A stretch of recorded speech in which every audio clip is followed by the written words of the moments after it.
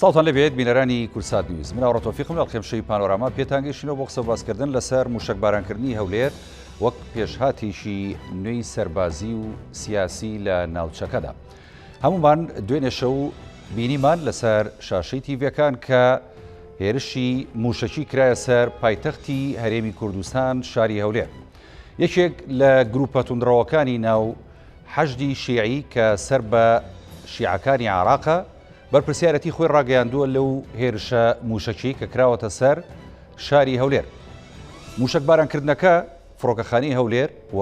هەندێک شوێنی هەستیاری دیکەی کردوتە ئامانج کە تێیدا ئەو شوێنانە بە ناوەندی هێزەکانی ئەمریکا یاخود بە بوونی هەندێک لە هێزەکانی هاوپەیمانان دەناسێنرێت. بەڵام سەروبەندی هێرشەکە لەم کاتەدا ئەمە لێکدانەوە خوێندنەوەیەکی جیاوازی بۆ دەکرێت. هەربینیشمان دوا بە دوای ئەو موشکبارانکردنی شاری هەولێر کاردانەوەیشی گەورەی هەم نێودەوڵەتی لەسەر ئاستی جیهان لەسەر ئاستی ڕێکخراو نێودەوڵەتیەکان لەسەر ئاستی وڵاتانی زلهێزی لێکەوتەوە هەروەها کاردانەوەی ناوخۆیی و عێراقیشی لێکەوتەوە بە دوای خۆی داهێنا. ئەم موشکبارانکردنە ئەگەر خوێندنەوەی بۆ بکرێ ئامانجەکە ئاخۆ ئەمریکیەکانە یاخود ئەمە پەیامێکی ناڕاستەوخۆیە بۆ هەرێمی کوردستان کە ئەمریکا و هێزەکانی هاوپەیمانان وەک هاوپەیمانێکی سەرەکی خۆیان دەناسێنن و دوای ئەوەی کە ئەمریکا بڕیاریشیدا بەشێک لە هێزەکانی ئەوەی کە لە بەغدا و لە هەندێک ناوچەکانی عێراق مەترسیان لەسەر بوو بێنێتە هەرێمی کوردستان ئەمە وا خوێنەوەی بۆ دەکرێت کە پەیامێکیشە بۆ ویلایەتە یەکگرتووەکانی ئەمریکا و ئەو هێزە سەربازی ئەمریکا کە لە عێراق بوونیان هەیە کە لە عێراقدا و لە هیچ شوێنێکی عێراق بە هەرێمی کوردستانیشەوە ئەوان پێشوازیان لێ ناکرێت و نابێ و هێزانە بمێنەوە. بەڵام کاردانەوەکان خێران ئەمریکا زۆر بەتوندی هاتوۆتە سەرهێڵ و هاوپەیمانان بە هەمان شێوە لە هەرێمی کوردستانی سەرجەم لایەنە سیاسیەکان بە یەکگرتوویی و بە کۆدەنگی ڕوبەڕووی ئەو هێرشە و ئەو موشکبارانکردنە دەبنەوە چونکە ئەمە جاری یەکەم نیەوە چەند جارێکی دیکەش دووبارە بۆتەوە. ئەم گروپە توندڕەوانە چیان لە هەرێمی کوردستان دەوێت ئەگەر هەرێمی کوردستان مەرامەکەی ئەوان بێت ئەبێ هەرێمی کوردستان چۆن مامەڵە بکات لەگەڵ ئەم پێشهاتانەدا. ئەمانە هۆکاری سیاسی لە پشتەوەی ئەگە سیاسی لە پشتەوەی هەرێمی کوردستان دەبێت چۆن جوڵە بکات لەگەڵ ئەم گروپە توندڕەوانە و بە دیاری کراوی لەگەڵ هەندێک لایەنی توندڕەوێتی تر کە لە ناو حەشدی شعبیدا هەن و هەمیشە ینی دژایەتی خۆیان بۆ هەرێمی کوردستان و بۆ بوونی هێزەکانی ئەمریکا لە هەرێمی کوردستان نەشاردوێتەوە. عێراق لێسادا لەسەر ئاسی باڵا هاتوۆتە سەرهێڵ و ئامادەی هەمانگێ لەگەڵ هەرێمی کوردستان و لێستاشدا لیژنەیەکی هاوبەشپێکێنراو لە نێوان هەرێمی کوردستان و بەغدا بۆی کە ئەو هێرشانی کە کراوەتە سەر هەولێر سەرچاوەکەی بدۆزرێتەوە و ئەو لایەنانەش دەستنیشان بکەن کە هێرشەکەی کردو هەرچەندە یەشێ لە لایەنەکانی حەشد کە یەشێ لە لایەنە توندڕەوەکانی ناو حەشدە بەرپرسیارەتی لە موشکبارانکردنەکە ڕاگەیاندووە.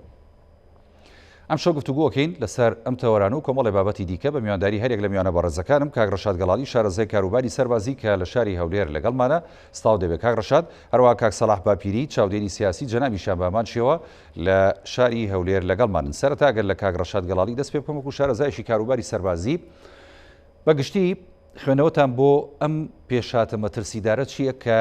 بە موشک هێرش دەکرێتە سەر هەولێری پایتەخت و هەمووشمان نەزانی کە هەولێری پایتەخت کۆمەڵێک بنکە و هەروەها بارەگای ینی وڵاتانی زلهێز و هەروەها وڵاتانی هاوپەیمانی هەرێمی کوردستانی لێ و ژمارێکی زۆر لە قونسوڵ و نوێنەرایەتی وڵاتانی جیهان لەوێ هەیە. ئەمە چیمان پێ ئەڵێ پەیامەکەی چییە بەڕاستی؟ کاک ڕەشاد فەرمووی. زۆر سپاس بەو دەرفەتە سڵاو لە میوانە بەڕێزەکەت. سپاس. بۆیە من لە سەرەتای قسەکانم دەگەڕێمەوە سەر یەک خاڵی زۆر گرنگ دیارە پێگەی هەرێمی کوردستان بۆ خۆی ڕاستەوخۆ ینی ئاراستەیەکی زۆری دژبناتی دروست کردیە بۆ هەرێمی کوردستان بە حکومەوەی ئەگەر تەماشا جیۆپۆلیتیکی هەرێمی کوردستان بکەین ڕاستەوخۆ هەم لەلایەن وڵاتانی هەرێمایەتی زایدن لایەن کۆی نەتەوەپەرستانی ناوچەکە دژاتی دەکرێتن. بۆیە بۆ هەرێمی کوردستان لەم قۆناغی ئێستاکە بە تایبەتی دوای 16 ئۆکتۆبەر لەم ناوچانە پاشەکەشێکی زۆر کراوە ڕۆژ بە ڕۆژیش لە زۆر ڕووەوە گەمارۆ دەدرێتن. خۆتان دەزانن ئەو گەمارۆ ئابووری کە ئێستا کراوەتە سەر هەرێمی کوردستان کە موچەی فەرمانبەرانی هەرێمی کوردستان بڕێنراوە زایدەن گوشارەکان زیاتر بە تایبەتی بەهای دلاری ڕۆژ بە ڕۆژ یان نەوتەکە لە دابەزین بوو ئەمە وای کردێک کە حکومەتی هەرێمی کوردستان ناتوانین بۆ سەبداتن ئەمەیان ڕاستەوە خۆ لە ڕێگای داراییەکەوە توانیتیان گوشارێکی زۆر لە هەرێمی کوردستان بکەن و تواناکانی هەرێمی کوردستانیش قەتیز بکەن من وای دەبینم لەم ناوچەیە کۆی ئەو ڕێکخراوانە یاخود ناوی لێبنەی کۆی ئیسەبارەتەکانی ناوچەکە کۆکن لەسەرەوەی ڕۆڵی هەرێم پێگەی هەرێم لاواز بکەن لەم ناوچەیە چونکەوان دەزانن گۆڕانکاریەکان لێرەوە دەست پێ دەکاتن بە تایبەتی لە ئەمریکا بوونی هەیە لەم ساحەیە هاوپەیمانانی نێودەوڵەتی بوونیان هەیە لەم سنوورە و پێگەی هەرێمی کوردستانیش ئەگەر لە ڕووی جیۆپۆلیتیکۆ تەماشا بکەی هەر لە زمار تا دەگەیتە خانەقین واتاکە هەر کاتێک بوێتی گۆڕانکاریەکی نەوعی بڕەخسێنیتن من پێم وایە هەر هێزت بچکە گۆڕانکاریەکانی ئێستاکە لە ساحەکە ڕوودەداتن گۆڕانکارین لەسەر ئەساسی هێزە دەرەچەکان ڕوودەداتن بۆیە لە هەر کاتێک لە بوونی هاوکاریەکی هەر هێزێکی دەرەکی بۆ ئەم قۆناغا کە خوازیار بێتی بوێتی شلەژانی ئەمنی تووشی عێراق بکاتن من پێم وایە لە هەرێمی کوردستان دەتوانرێ تا دەگەیتە بەغدا و سەلاحەدین و مووسڵ و دیالۆ ئەوانە دەتوانرێت کۆمەرێک ئاریشەی ئاسایش یاخود سەقامگیری ئاسایش تێک بدرێت بۆیە من وای دەبینم هەموو خاڵەکە خۆی لەوە کۆ دەکاتەوە کە جیۆپۆلیتیکی هەرێمی کوردستانە پێگەی هەرێمی کوردستانە لە ناوچەکە کە لەلایەن هاوپەیمانان زایدەن لایەن ئەمریکا وڵاتانی ترەوە دام دەکرێتن و بڕیاریشاندا و پارێزگاری لەمانەوەی ئەم هەرێمە بکاتن بۆیە من دەگەڕێمەوە سەرخاڵێکی ترکە لەم سنوورە ئەم سنوورە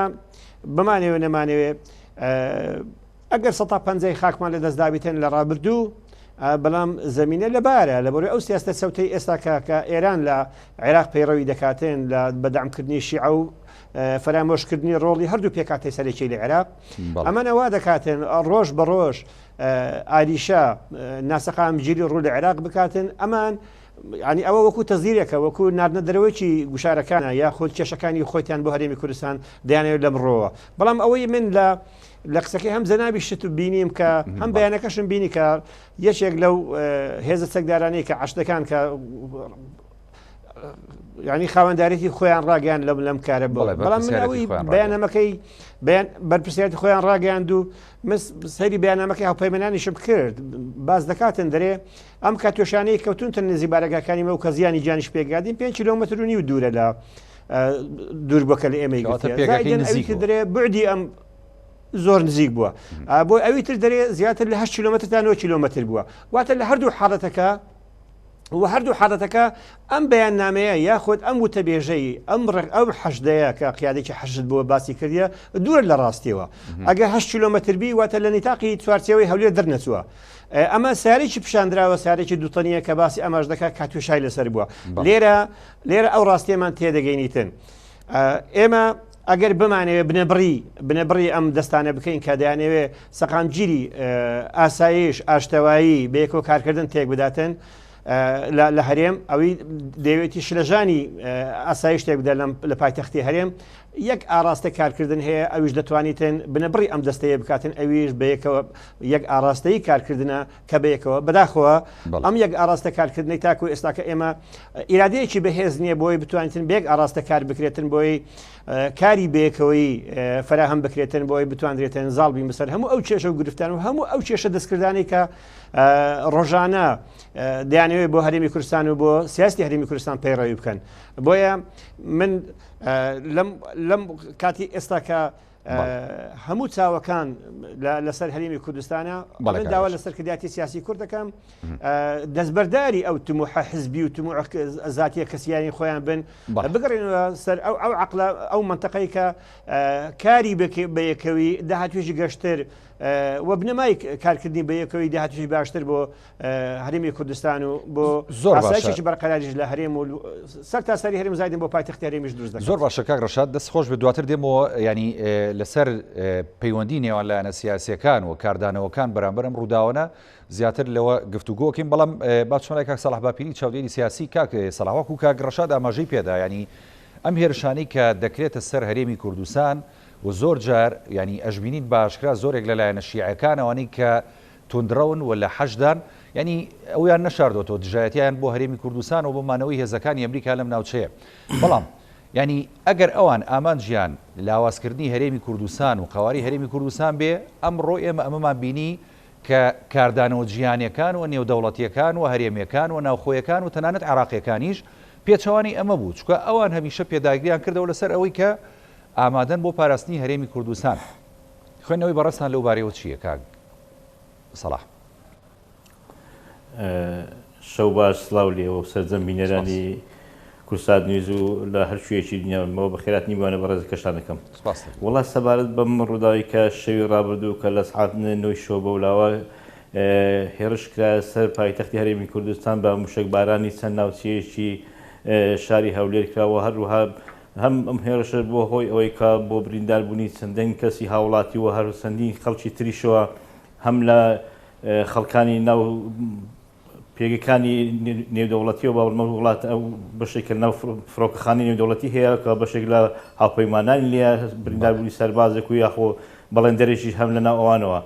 ئەمە بەڕاستی هێرشێکی ترسە ناوکانەیە هێرشێکی ئەو نەحەزانەیەکەوە حەزیان بە ئارامی شاری هەولێر و حەزیان بە ئارامی هەرێمی کوردستان نیە بۆیە دایم ئەیانەیە پشێویەک دروستکەن لە ناوچەکەەوە بۆی بتوان ئەوانی باڵادەستی خۆیان یاخۆ توندڕەوی خۆیان لە ناوچەکە پیشان بدەن. ئەگەر سەیری ئەمڕۆ بکەیتەوە حاڵی حازی ئێستا حالیان وەفدێکی هەرێمی کوردستان لە بەغدایە بۆ گەیشتن بە ڕێکەوتن لە نێوان هەرێم و ناوەندەوە. بەڵام ئەبینی چەند لایەنێک لەوانێ بەرژەوەندیان لەگەڵ ئاشتینەوی بەرژەوەندیان لەگەڵ ئارامی ناوچەکە و هەم ئاشتی نێوان ناوەند و هەرێم نەبێت ئەمە بۆ هۆی ئەوەی پشێوی نانەوە بتوانن کەوا شتێک دروست بکەن بڵێن نە ئارامیەک هەیە لە ئارادەوەیان ئەو ڕێکەوتنانە یاخۆ ئەو لێک نزیک بوونەوەی لە نێوان هەرێم و ناوەندەوە دوور بکەنەوە. ینی کاریگەری هەیە مەکە سەلاح خۆربەختان ئیرادی لە ڕۆ سیاسیەکە و کاریگەری هەیە بۆ دوورکەوتنەوەی هەرێم و هەولێر هەرێم و بەغدا؟ بەڵێ بێگومان ئەمڕۆ کە سیرەکەی کە وەفدێکی باڵی هەرێم بە سەرۆکاتی بەڕێز کاقوبا تاڵبانی ئەمڕۆ کە لە بەغدایە بۆی بتوانی ئەم ڕێککەوتنانەی کە لە نێوان هەرێم و بەغدا بکەویتە بواری جێبەجێکردن بە تایبەتی لەسەر بودجەی داهاتی ساڵی نوێوە. بەڵام ئەبینی لەو کات و ساتی ئێستا کەدا کە موشکبارانی شاری هەولێر دەکرێتەوە بۆی پەیامێک بدێت بە خەڵکی هەرێمی کوردستان یاخۆ پەیامێک بدێت بەو ئەو هێزانەیەکەوە ئەو هێزە بیانیانەی کە لەناو شاری هەولێریان لەناو هەرێمی کوردستانن بڵێن ئەمانش وجودێتیان هەیە و یاخۆ ئەتوانن پشەیە بنێن و ئاژا بنێن بۆیە حەسابیان بۆ بکرێت لە هەموو کات و ساتێکدا ئەو هێزانەیەکەوە هێزە چەکدارەکان کەەوە هێزێکی میلیشیانە بەرژەوەندی خۆیان لە ناسەقامگیری ئەبینەوە بەڕاستی ئەمانە ئەم هێزانە بۆ زیاتر نوێ لە ڕێگای پشێوینانەوە بۆ عەساب بۆکردنیان و سەرهەڵدانی ئاژاوە لە ناوچەکەدا ئەبێتە هۆی ئەوەی کەوا بتوانن ئەو پێگە کە شەوی ڕابردوو گروپێک لە گروپی فیداین فەهد کە خۆیان ڕاگەیان کەوان دەستیان هەبووە لە هێرش بارانکردنەکەی شەوی ڕابردوو ناوشار هەولێر بەڵام لە هیچ زیەتێکی تریشەوە یان ناخۆ بڵێم لە هیچ زیەتی ئەو پێگانێکە هێزە سەکدارەکانی حەشدی شعبی پشتڕاست نەکراوەتەوە بڵێن ئەمان بەشدار بوون لە موشکبارانکردنی شاری هەولێرەوە. لە هەمان کاتیشدا ئەبینی کە وتەبێژی حەشدی شعبی کە لە شاری کردکە ئەمە ڕەتەکاتەوە ئەڵێ ئێمە شعبی هیچ پەیوەندیەکمان بە وتەبێژەکان ڕەتی کردەوە هیچ پەیوەندیەکمان بە موشکبارانکردنی شاری هەولێر نییە. بەڵام ئەمە جێگەی گومانە بەڵام لەناو هەموو برادرانی حەشدی شعبیدا کۆمەڵک هێزی توندڕە و کۆمەڵک هێزی سەر بەلایەنەکانی دەرەشیوە هەنە بۆی بتوان ئاژا بنێنەوە ناو هەرێمی کوردستان ئاژا بدەڵێ کە ئەمە جێگەی گومانە کە جێگەی گومان بێت ینی بەڕاستی ئەم پەیامانە چیمان پێڵە چی بە هەرێمی کوردستان ئەڵێ بەڕاستی ئەم پەیامانە بە هەرێمی کوردستان ئەڵێ بۆی زیاتر خەڵکی هەرێمی کوردستان بە تایبەتی ئەو هێزە لایەنە سیاسیەکانی کەوا باڵادەستن هەرێمی کوردستان ئەگەر پەرتی و وڵاوی پەشێویان پێوە دیار بی ئەگەر یەک ڕێز و یەک دەست نەبن بێگومان هەموو کات و ساتێک نیارەکانی گەلی کورد ئەو هێزانە سیاسیانێکە لە عێراق گۆڕپانی سیاسی عێراقدا دژی بەرژەوەندەکانی گەلی کورد تێکۆشن ئەمە هەڵیان بۆ ئەڕوخسێ هەڵیان بۆ ڕسێ بۆی بتوان زیاتر ئاژا بنینەوە بۆ زیاتر ئارامی هەرێمی کوردستان تێک بدەن بۆیە لەسەر هەموو لایەنە سیاسیەکانی هەرێمی کوردستان بە تایبەتی ئەو هێزانێکەوە ئیرادی بقوتیان هەیە لەناو پێکاتی هەرێمی کوردستان یەکگرتووی بن یەکدەست بن بۆ هیچ هێزێکی دەرەکی یاخۆ هیچ هێزێکی غیری کورد نتوانانی زەفەریان پێبدات و پشێ بنێخت ناو شاری هەولێر. بەڵام من شتێک لێرەدا ببریتان دێمەوە ئەڵێ مەتوانە بشڵێم لەم ئێمە کە کاگەڕەشاد بەخۆی خەڵکی ئەم ناوچەیەشە ناوچەی دەوروبەری شاری هەولێرەوە ئێستاش پێگەی تیرۆریستانی داعش لە ناوچەکە ماوە. ئەمانەش دەوری تەسیریش تایبەتی هەیە ئەمە ناتوانین بڵێن داعش کۆتایی هاتێ لە ناوچەکە ئەمانش بەرژەوەندیان لە پشێوی و ئاژاوانانی هەرێمی کوردستان سوودمەند ئەبن بێگومان کە لە ناوچەکە ئێستا بوونیان هەیە ڕۆژانە چاڵاکیان هەیە بە ئەو دەوروبەری شارەکانی هەولێر بە منتیقەی گوێ ڕوودی بەگەوانە کە منتیقەی لای مەخمور ئەو سنوورانی کە و پێگەکەنی نێوەندی مابینی ئەو شارانی کە منتیقەی متەنازع عەلەیهی پێڵێن کە ناوچە کوردستانەکانی دەرەوەی هەرێم وجودەتی داعش لەم ناوچانە ماوە ئەبێ ئەمەش فرامۆش نەکرێت لە بەرچاو بگیرێ ئەوانش بێگومان بەرژەوەندیان لە ئاژاوانانە و پشێوی ناوچەکەدا هەیە ئەوانی شەمنجگە لەو هێزەتون دڕوانی کە لەگەڵ شیعەکاندانا دەست خۆش کاک سەلاح باپیری دێم و خزمەت جەناب کاک ڕەشاد یانی وەکو کاک سەلاح ئاماژەی پێدا ینی ئێمە بیرمان نەچێت تا ئێستاش ینی بۆشایشی ئەمنی هەیە لە نێوان هەرێمی کوردستان و ئەو سنوورەی کە بە ناوچەی جێناکۆک لەگەڵ عێراق هەژمارەکرێ چکە لەوێ سوپای عێراق لە هەندێک ناوچە هەیە و هێزی پێشمەرگەش لە بەرامبەریان لە هەندێک ناوچە هەن بەڵام لە هەندێک ناوچەی دیکە بۆشایشی ئەمنی فراوان هەیە لە نێوان ئەم دوولایەنەدا و تا ڕادەیەکیش هەمانجی کەم هەیە لە نێوان سوپای عێراق و هێزی پێشمەرگەی کوردستان لەو لاشەوە ینی هەندێک لە چەکدارە شانە نووسەکانی داعش لەوێ بوونیان هەیە و ئەم هێزانی حەشی شعبیش کە ینی ناوبەناو ئەم جۆرە هێرشانە ئەنجامەدەن ئەمانش کاریگەری خۆیان هەیە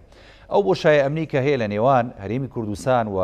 هێزەکانی سوپای عێراقی لەو ناوچەیە و حەشی شعبی ئێمە توانین چۆن سوود ببینین لە پڕکردنەوەی ئەمە وا ناکە کە هەرێمی کوردستان پێداگر بێت لەسەر جێبەجێکردنی مادی 140 و گەڕانەوەی هێزی پێشمەرگە و هێزی ئاسایش بۆ ناوچە کێشە لە سەرەکان بڵێ دیارە ئەگەر وشتر قسە بکەین بە ژمارە من پێم وایە لە 4/2/2019 یەکەمین کۆبنەوە لە نێوان وەزارەتی پێشمەرگە زایدەن وەزارەتی بەرگری عێراقی ڕوویدا یەکەم کۆبنا کە ئەنجام درا دوای بەیانەکە کە دەرکەوت دیارە چەند لێژنەیەکیان پێکەنا لە وەزارەتی پێشمەرگە پێز لێژنە پێکاتوە لە وەزارەتی بەرگری عێراقیش پێز لێژنە ئەم لێژنانە لێژنەیەکی هاوبەش دەبن بۆ کاری بەیەکەی هەر لە زمار و شنگال ڕا تا دەگەیتە خانەقین واتە لەم ناوچەیە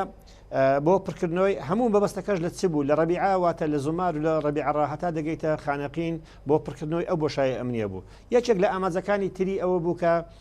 بتوانێت ژووری هاوبەش ژووری عملیات پێدن دیارە تاکو ئێستاکە لە نێوان هەرێمی کوردستان و لە نێوان حکوومەتی عێراقیەوە یان وەزارەتی بەرگری بە تایبەت قسە بکەین نتوانراوە ئەو ژوورە هاوبەشە پێک بێتن سەرکەوتو نەبوونە لەسەر هەردوو ئاستەکە و من لە نزیکەوە ژوەک چاودێرێک ئاگادارم هاوپەیمانە لە نزیکەوە زۆر لەسەر خەت بوونە بۆەوەی بتواندرێ وەزارەتی بەرگری عێراقی زایدەن وەزارەتی پێشمەرگە نزیک بکەنەوە کە ژووری هاوبەش دروست بکەن عێراق کە ناوێت داوە نزیک بێتەوە هەمانژوە هەبێت بەڵێ ئێستاکەم تاوی دەکەم ئەگەر لەم لێنەکەی دیارە بەو ئاراستەیە بوو هاوپەیمانە دامی ئەو پرۆسی دەکرد کە کورد وەزارەتی پێشمەرگە زایدان وەزارەتی بەرگری عێراقی بۆ خۆشی کە تەرەفی سێم بوو کە بتواندرێ بە یەکەوە دابریشە دەرێتن ئەم ژوورە پێک بێت دیارە تا ئێستاکە ژووری هاوبەش لە پاش هەوڵێکی زۆر سەرکەوتو نەبووە لە پێکەنانی ئەم ژوورەیە تا ئێستا کەوەکو خۆی ماوەتەوە لەو ڕۆژانش من جێم لە وەزیری بەرگری عێراقی بوو کە ئامادەکاری بۆ دەکرێتن کە ژووری هاوبەش لە ناوچەکان لە مۆسڵ لە مەخمور زایدەن لە خانەقین دروست بکە لە کەرکووک دروست بکرێتن کارێک هەیە کە گوشار دەکەوتە سەرلانی عێراقی حکوومەتی عێراقی بۆ ئاڕاستەیە کار دەکاتن بۆی کە ئامادە باشی دەکاتن بۆ گفتوگۆی بۆ دیدار و گفتوگۆی تازە لە نێوان هەرێمی کوردستان و لە نێوان حکوومەتی عێراقی بۆی بەم ئاڕاستەیە بڕاتن کە چەند لێژنێ ئەم ژوورە هاوبەشە دروست بکرێتن بەڵام من پێم وایە تا ئێستاکە ئەمە دروست نەکراوە دیاریشە خۆ ئەم ناوچەیە وەکەوەی کاک سەلاح باسی کرد ئەم لەم ناوچەیە بەعکمیەوەی من شوێن دانیشتنم لەوێندەرە شاخی قەرەچووخ لە ڕووی استراتیجەوە لە ڕووی جیۆپۆلیتیکەوە ئەم ناوچەیە باخێکی زۆری هەیە ئەهەمیەتی قەرەچووخ زۆر گرنگە بۆەوەی دەتوانرێتن سوودی لێبینی هەم لە ڕۆژهەڵاتەکەی هەم لە ڕۆژ ئاوایەکەی دەتوانرێتن هەم بۆ سەهلینینەوە بۆ شەرگات بۆ گەیارە لەم لاشۆ دەتوانرێت بۆ دبز بۆ کەرکووک بۆ حەویجا ئەم ناوچەیە دەتوانێت لەزەی لێ بکرێتن و ینی پەرێ بە کارچالەکەەکانی خۆیان دەم فەرد ئەوەدەن بۆیە تا ئێستا کە نەتواندراوە من پێم وایە هیچ هێزێک بەتەنیا ناتوانێتن چێوماڵی شاخی قەرەچووخ بکاتن ئەگەر ئاراستەیەکی هاوبەش لە نێوان هەردوو هێزی کاریگەر کە حکوومەتی عێراق وەزارەتی پێشمەرگەیە زائیدەن هێزی هاوپەیمانان بەیەکەوە نەبن ناتوانرێتە سەرکەوتو نابی ئەم پرۆسەیە بیوەتی کێوماڵی شاخی خەرچوق بەتەنیا بیکاتن. کاگێ ڕەشاد ئەم جۆرە پێشهاتانە ینی وا لەو هێزانە ناکە کە نزیکبوونەوەی زیاتر هەبێەوە بتوانن بە هەمانگوێ و کارانە ڕێخەنەوە پەلیتیا بکەن. من وای دەبینم داعش کە دەری کە باسی چەکدارێکی داعش دەکەی یاخو کادرێکی داعش دەکەی یاخو بەرپرسێکی داعش دەکەی خلاصەی داعش نەماوەکو داعش هەمویان سەر بە مخابراتی قلیمین لە هاوپەیمانی نێودەوڵەتی ڕاهتا دەگەیتە مخابراتەکانی ناوخۆ هەرێمایەتیش یعنی ئەوە نمایە بە تەنیا برێ بەرپرسێک بیتن ئەو پەیامی کاتی خۆی وەریگەتی بەو ئاڕاستەی بڕاتن خزمەتی پەیامەکەی خۆی بکات ئەمە نماوە هەمویان پەیوەستن بەم خابراتێک لە هێزە ناوخۆیەکانی خۆمانڕ دەستیان تێدا هەیە لە ناو ئەم چەکدارانی داعش لە قەرەچوق نەک لە قەرەچوق هەر لە خانەقین تا دەگەیتە زومار ینی ڕۆڵی هەموو دەستگا ئەمریکانی خۆشمان دەستیان تێدا هەیە لە نێو ئەو ئەم داعشانە خەڵک هەیە واتە هەردوو دەستگای ئاسایشی پارتی ویچەتی ئەگە ئەوە بکەین و یاخود هەردوو دەستگای دژەتیۆری پارتی ویچەتی ئەویان هەیە بەڕاستی خەڵکی خۆیان هەیە لەناو ئەم چەکدارانە بۆیە زائیدەن زائید ئەمریکا تورکیا خەلیج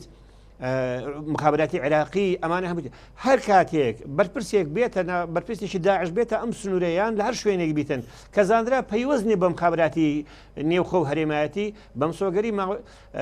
ژیانی زۆر کەم دەبیتن لە دەرفەتێک دەکوژرێتن نامینێتن لە ژیاندا ئەمە دەگەڕێمەوە سەر شتێک دیارە قەدەر من دەگەڕێمەوە سەر خاڵێک کە زۆر گرینگە لە دیارە قەدەری ئێمە لەم ناوچانە لە خانەقین تا دەگەیتە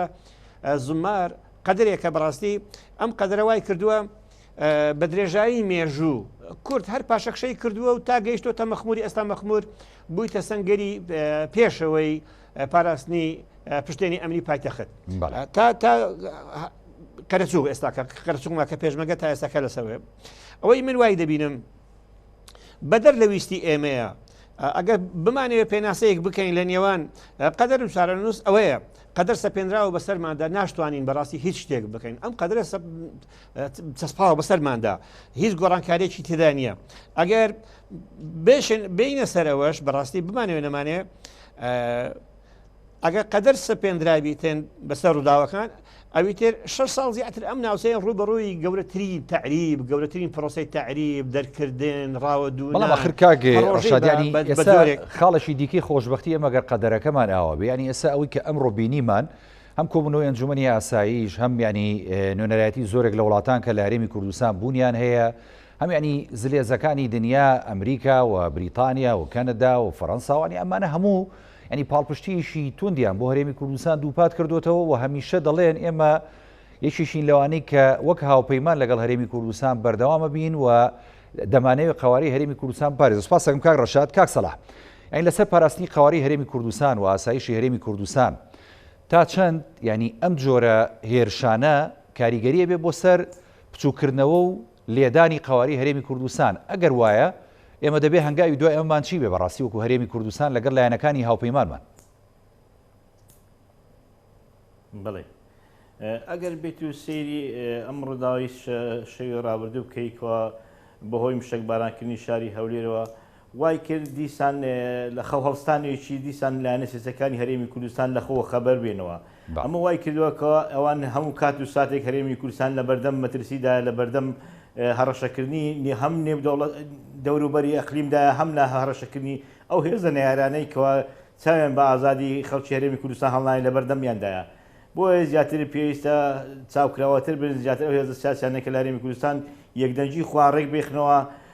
بەڵام لە هەمان کات و ساتێشدا نەبووە هۆی ئەوەی لاوازبوونی پێگەی هەرێمی کوردستانەوە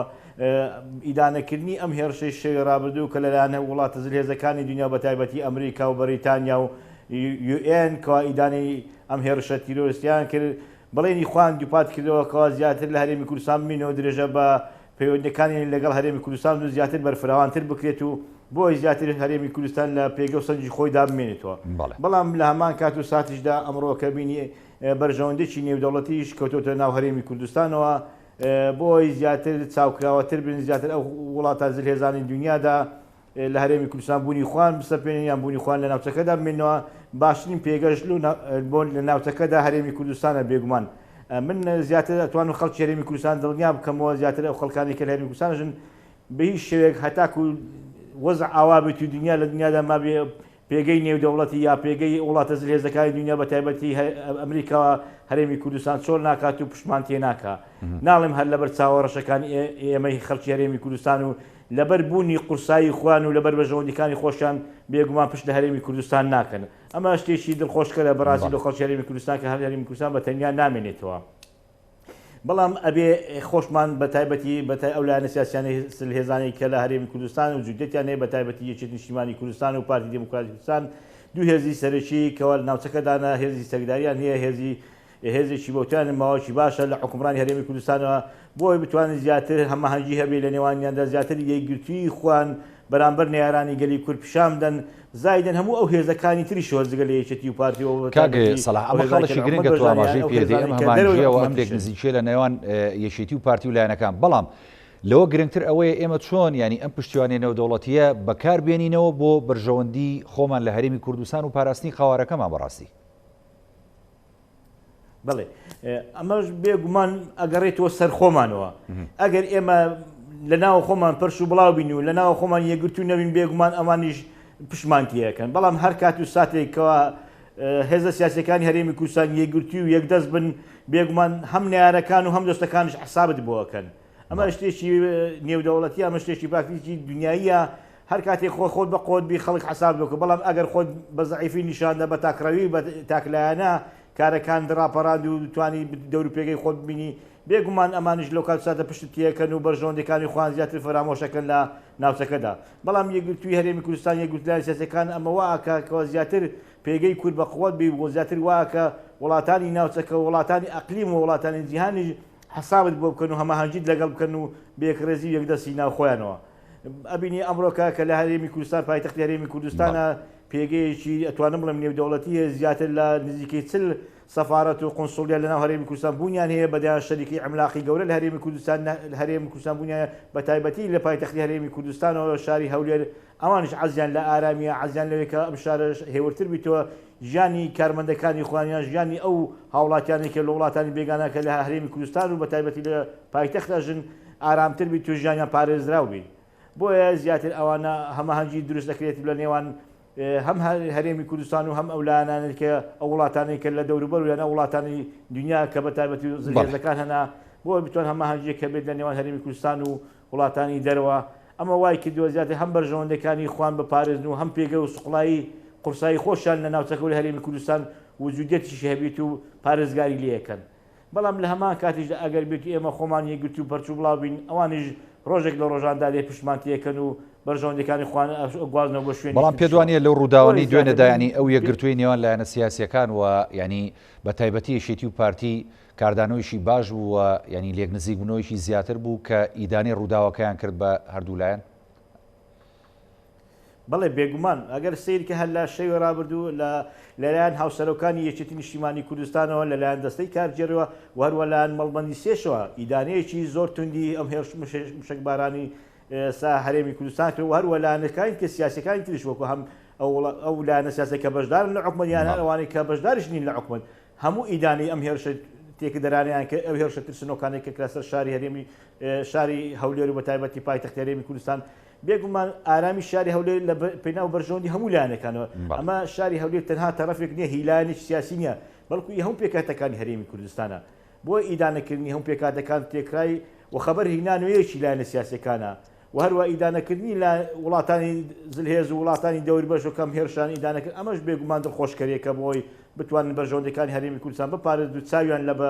هەرێمی کوردستان بتوانن بتوانن لە مەترسیەکانی داهاتوشدا پارێزگاری لێ بکەن و بۆی بتوان هەم پێگە و سوقڵایی قورسایی خوان لە هەرێم پارێزگار بن و هەم هاوڵاتیانی هەرێمی کوردستان پارێزگار بن.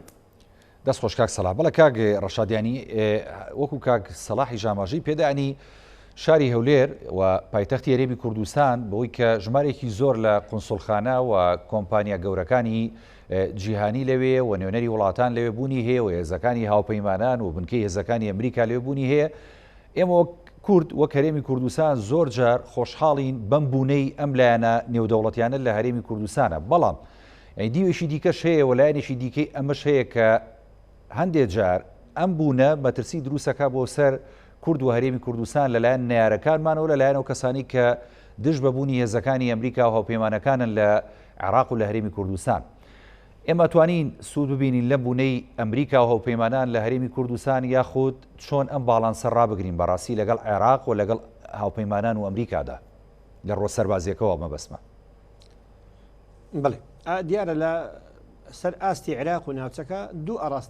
ئاراستە هەیە دوو ئاراستە دژبەیەک هەیە لە زۆر شوێنانیش ئەو دوو ئاراستە بەرژۆندی هاوبەشکۆیان دەکاتەوە. ئەوەی لە سەر ئاستی عێراق بمانەوە نەمانەوە ئێران و ئەمریکا بەرژۆندی هاوبەشان هەیە لەسەر ئاستی عێراق کە دێتە سەرناو خودی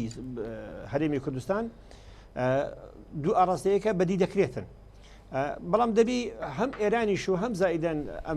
ئەمریکا و هاوپەیمانان وڵاتانی هەرێماتیش ئەو ڕاستیە بزانن کە هەرێمی کوردستان ناوەندێکە بۆ بەدیهێنانی بەرژۆندەکانی ئێران زائیدەن ئەمریکا لە ناوچەکە چووکە بەرژۆندی ئێران و ئەمریکا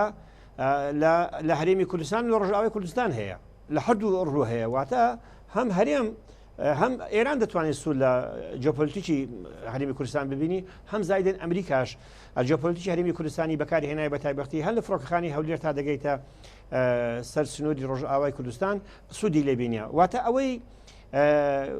ملانێکە دروست دەکاتن پشتی شانۆیە بە تەسەوری من گفتوگۆیەک لە لێوان هەرێمی کوردستان و بەغدا هەیە لەسەر بجێ هەرێمی کوردستان ئەم بە تەسەوری من بەپەی خوێندنەوەی من دەمێکە من لە مانجی 12 بابەتێکم لە فەیسبووکەی خۆم نووسیوە من دڵنیام لەوەی ئامانز دەپێکی و گفتوگۆیەکان ڕاستە چەندی دیداری گفتوگۆ بووە بەڵام هەرێمی کوردستان لە کۆتا شاندی هەرێمی کوردستان و حکوومەتی عێراقی دەگەن بەیەک و لەسەر بودجێ هەرێمی کوردستانیشی قرار دەکەێتن بۆ هیوای میزانی عێراقی بۆیە بۆ هیوای من دڵنیام لەوە تەبانەوە پێشبینی من بۆ مانجێک پێرستاکە مانجێک کوچەند ڕۆژێک پێرستاکە وڵات دوو مانگ چەند ڕۆژێک پێرستاکە عفو بەڵام بە شێوەیەکی گشتی ئەوەی من دەمەوێت باسی بکەم بەڵێ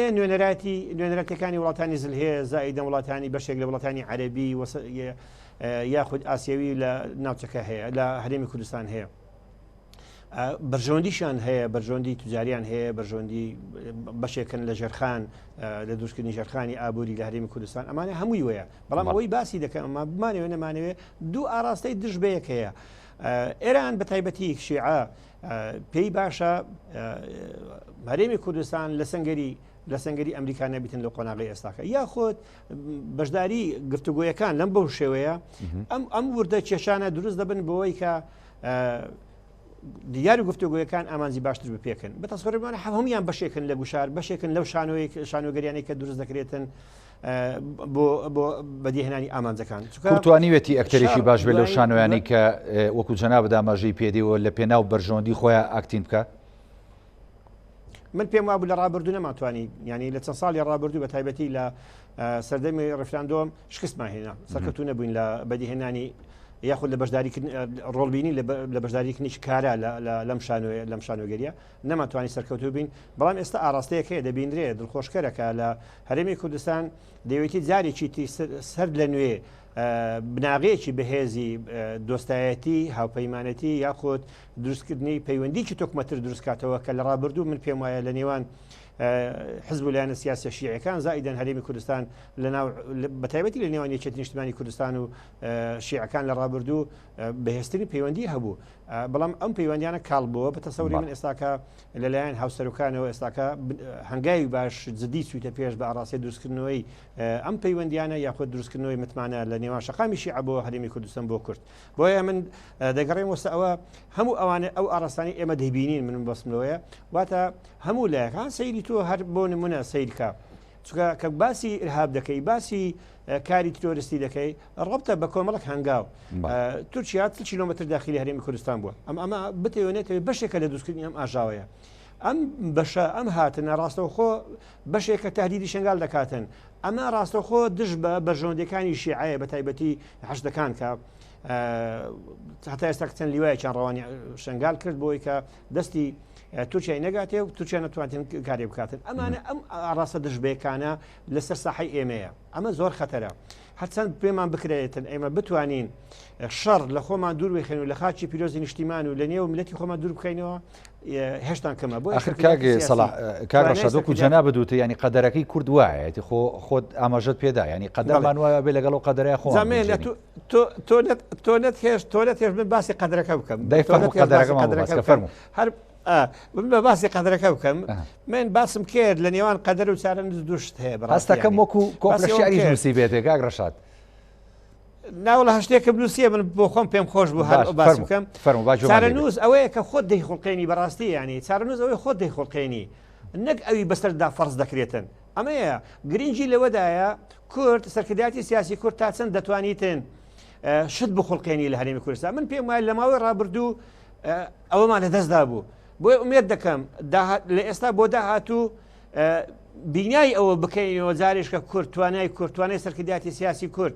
دیبلۆماسیەتی کورد هەنگاو بەرە پێشەوە بنێتن بۆی بتوانیتن خۆڵقێنەری بەدیهێنەری کۆمەڵێک شت بیتن دەستکەوت بیتن بۆ هەرێمی کوردستان ئەوەی من مەبەستم بوو ئەوە بوو بە حەقەت ینی ئەگەرنا لەلایەن داگیرکەرانی کوردستانەوە زۆر شت وەکو قەدەر بەسەر میلەتی ئێمەدا فەرزکرا بەسەر میلەتی ئێمەدا چەسپا بە تایبەتی لە باسم کە سەرتاژ من لە شنگال و زمار تا دەگەیتە خانەقین ئەوە بەدەر بووە لە ویست و ئیرادەی ما لێدان بوو لە شەوکەی بستنەوەی ڕزگاری خوازیگەلی کوردستان و زائیدەن لە هەرێمی کوردستانیش کە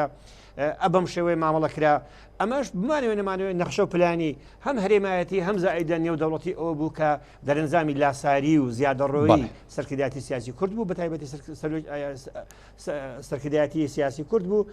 لەمەڕ زیادەڕۆی چکە لە پاش چەندین ئاگادارکردنەوە تۆ کە جۆرایەل نەبی ئەمە دەرەنجامەکەی دەبێت چونکە من سەرتاش باسم کرد ئەوەی گۆڕانکاری دەکاتن تا دوێنێ کە ئێمە بۆ شێوەی پەروەردە دەکرێن لە شاخ لە تەنزیمات کە هێزی ناوخۆیە یەکگرتوویی و پاڵپشتی و بڕبڕی پشتی شۆڕش جەماوەرە بەڵام ئەوی ئێستا خوڵقێنەری گۆڕانکاری لە هەر وڵاتێک هێزە دەرەچەکانن بۆیە پێچەوانەی با مەلە بکرێت پێچوانی شەپۆل مەلە بکرێتن زۆر خەتەرە ئەوەی ئێمە کردمان لە ڕابردوو مەلەکردن بۆ پێچەوانی ئاڕاستەی با و زایدەن شەپۆلی ئاو بۆی ئومێد دەکەم ئەمەیان بتەوانەیەک بۆی سەرکردایەتی سیاسی کورد بە ئاگا بێتەوە بۆ جارێکی تر ئەم هەڵە استراتیزیە کە لە ڕابردووکردی جارشکە نەگەڕێتەوە بۆ ئەم هەڵەیە دەست خۆش کاگێ ڕەشادجان کاگێ سەلاحۆک و کاگ ڕەشاد ئاماژەی پێدا ینی سەرکردایەتی سیاسی کورد و لایەنە سیاسیەکانی هەرێمی کوردستان ئەتوانن ینی لەگەڵ ئەو قەدەری خۆمانە بتوانن خوڵقێنەرێک بن و داهێنەرێک بن و بتوانن لە ڕۆ سیاسیەکەەوە هیچ نەبێ هەنگاویشی گرنگ بنێن و ئەمە بێتە فاکتەرێک بۆ هۆکارێکی گرنگ بۆی کە هەم نێوماڵی خۆمان ڕێک بخەین هەم لە ڕۆ سیاسیەکەەوە ئمە هەنگاوێکی گرنگتر لەوەی لە ڕابردوو کە بەنیاز بوون بینین لە ئێستادا ئەم هەنگاوە گرنگە بنین ئەتوانین یاخود هێشتا ماومانە بۆی کە بگەینە ئەوەی هەنگاوی گەورە و خوڵقێنەر بنین وەکو کاگ ڕەشاد دەڵێ بڵێ بێگومان ئەتوانین ئەگە ئەمڕۆ سەیری سەرکردایەتی سیاسی کورد لە هەموو لایەنەکانەوە خەڵکێکی کارامە و خەڵێکی کاریزماکێدا بۆ بتوانی لەگەڵ ڕۆژی ڕووداوەکان خۆی بگونجێنی یاخۆ لەگەڵ ئەو ڕووداوانە پێشاتانێک کە دێنە پێشن بتوانین دەوری سیریان هەبی یاخۆ خوێندنەوەیان بۆ هەبی هەر کات و ساتێک ئێمە کەمە هەر ڕووداوەکەی هەمێژووی دێتە پێشەوە ئەگەر خۆ ئامادە سازی تێدا نەبی یاخۆ گونجانی لەگەڵ تێدا نەبی زەرمەندی یەکەم هەم سەرکردایەتیەکان و هەم میلەتەکەی خۆمان نەبی ئەمە بۆیە هەم لەسەر هەموو لایەنە سیاسیەکان بە تایبەتی لەسەر قیاداتی خۆمان ئێستا ئەمڕۆ بە تایبەتی ناوچێتی نیشتیمانی کوردستان قیادێکی ژیرانەمان هەیە قیادێکی نەوەی نوێمان هەیە ئەتوانی لە هەموو پێشاتەکانەوە خۆیان بگونجێنن لە هەموو پێشاتەکان دەوری تەسیری باڵای خۆیان هەر هەبی بۆی هەر پێشاتێک دێتە پێش هەرێمی کوردستانەوە لە ئایندەدا بۆی بتوان ئامادەسازی تێدا بکرێت بەڵام ئەمە لە هەموو کات و ساتێکدا هیچ لایەنی سیاسی یاخۆ هیچ پێگرێکی سیاسی لە هەرێمی کوردستان بەتەنیا ئەمەی بۆ ناکری یاخۆ بەتەنیا ئەمەی بۆ ناچێتە سەر بەڵام شکستش دێنی بەرامبەر بەنایەکانی گەلی کورد بۆیە دووبارە پێویستی ئەزانم هەموو لایەنە سیاسەکان بە تایبەتی ئەو لایەنە سیاسیان کە دەوری باڵان هەیە لە هەرێمی کوردستان یەکگرتووی خۆیان و هەمەهەنگی خۆیان و بە ژیرانەی هەموو سەرکردەکانی هەموو لایەنەکانەوە بتوانن هەر ڕووداوێکی هەر ڕووداوێکی لە ناوچەکە دێتە ئاراوە بە تایبەت لە ڕۆژهەڵاتی ناوەڕاستەوە ئێمەش بەشێکی گرنگین لە ڕۆژهەڵاتی ناوەڕاستەوە کە ئەمڕۆ هەرێمی کوردستان لە گۆڕەپانی سیاسەکە خوێندنەوەی بۆ کرێ لە هەموو پێشاتەکان دەوڵەتی تایبەتی خۆی هەیە هەم لە گۆڕانکاری نێودەوڵەتەکانیشیانەوە بە تایبەتی لە ڕۆژهەڵاتی ناوەڕاست بێ پێویستە لەسەر قیاداتی کورد بێ پێویستە لەسەر سەرکردایەتی کورد عەشیمانەتر بیر لە مەترسیەکانی سەر هەرێمی کوردستان بکەن و عەشیمانەتر بیر لە بەرژەوەندەکانی یەکڕێزی ناوماڵی کورد بکەنەوە، بیر لە بەرژەوەندە تەسکەکانی خوانوەلا بنێن، زیاتر بیر لە بەرژەوەندی هەرێمی کوردستان و خەڵکی ناوچەکەەوە بە تایبەتی دانیشتوانی هەرێمی کوردستان بکەنەوە بۆی بتوانین لە هەموو بەرژەوەندەکان سوودمەند بن و بیان پارێزن لەو پێشاتانەی کە دێنە پێشوی کە زەرمەند دەبی بە میلەتەکەمان بۆی هەم پێگەی هەرێمی کوردستان بەرەو لاوازی نەچێت و زیاتر ئەو پێگەی کە لە ڕابردوو هەمان بووە زیاتر بە قووەتی بکەین بۆی عەسابمان زیاتر بەوکرێ. هەر کات و ساتێک پێگەی هەرێمی کوردستان بە لاوازی بیندرایە بە پەرشوبڵاوی بیندرا بێگومان هەم دۆستەکانمان و هەم نیارەکانیشمان بە چاوێکی زەعیف و سەیرانەکەن. بۆیە زیاتر پێویستە لەسەر هەموو سەرکردە سیاسەکانی کورد بە تایبەتی قیاداتی یەکێتی نیشتیمانی کوردستان ئەمڕۆ قیادەتی ژیرانی هەیە سەرکردایەتی لایەن سیاسەکانی دیکە هەمەهەنگێکی تەواو هەبی لە نێوانیاندا بۆ ئەوی بتوانن ڕوبەڕووی هەموو پێشاتەکان ببنەوە کە ڕوبەڕوومان نەبیتەوە. ئەمڕۆ سەیرەکەی وڵات هەرێمی کوردستان هەم لە ناوچەکەەوە یان هەم لە دەوروبەرشەوە بە کۆمەڵک نیار دەوری دراوە. ئەو نیارانی کە چاوێن لەسەر هەرێمی کوردستان چاوێن بە ئازادی هەرێمی کوردستان هەڵنایە بێگومان هەموو کاتێک خەون بەوە بینین کەەوە هەرێمی کوردستان لەسەر ڕووی جوغرافی شۆ نەمینی نەکە لە ناوچەکەەوە هەر بسڕێتەوە. ئەی ئایا نیارەکانمان هێندە دژی یەکپارچەی یەکڕێزی ناوماڵی کورد بن بۆ ئێمە خۆمان یەک نەبین. ئەمە پێگەی نێوماڵی کورد